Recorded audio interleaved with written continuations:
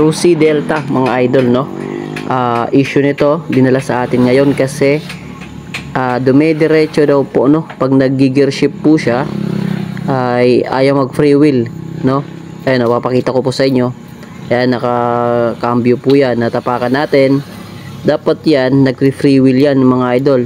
Okay, kasi na-pre-press po yung kanyang lining. So ang nangyayari, ayaw mag free wheel. Ayan, matigas.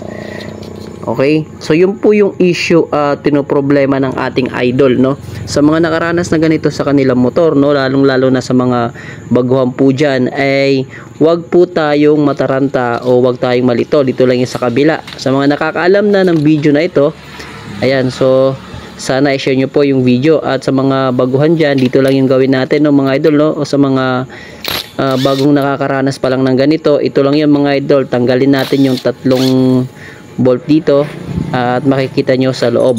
Yun, so nung binuksan natin, nakita po natin yung nut na ito, no, gamit po ang 13 na tools, o kung minsan kasi 14 yung naan dyan. Ayan, so luluwagan natin po siya, no. Okay, so luluwagan natin siya mga idol ng counterclockwise. Ayan, paluwag po yan. Tapos itong screw sa gitna, ikutin natin yan hanggang sa tumigas, no. So titigas yan o kaya hanggang sa kanyang hangganan. Ayan, naramdaman natin na bumabangga na ulit. Ayan, so sana malinaw. Okay, ano, iikot natin at bumabangga na. Ayan, so ganun lang po siya mag-adjust. Tapos ihigpitan natin.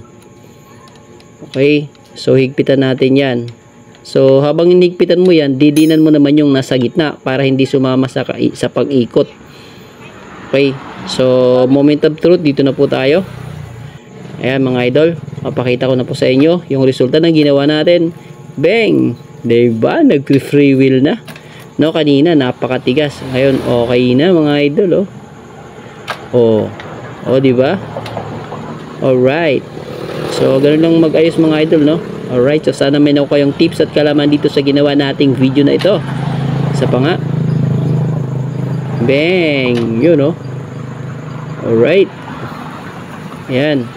So baka sabihin nyo hindi ko inapakan yan, inapakan ko yan. So pag ganun kasi, sa mga mahilig mag-revolution dyan o mag-rev-rev dyan, ganun po yung ginagawa. Apakan mo yung clutch, tapos revolution tayo dyan, bomba.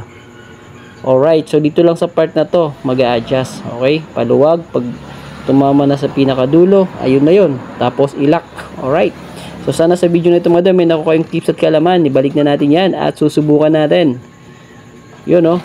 Yan, so sana nakatulong sa inyo yung video na ito. Pa-share naman tayo dyan mga idol. Maraming salamat po. Ingat. Alright.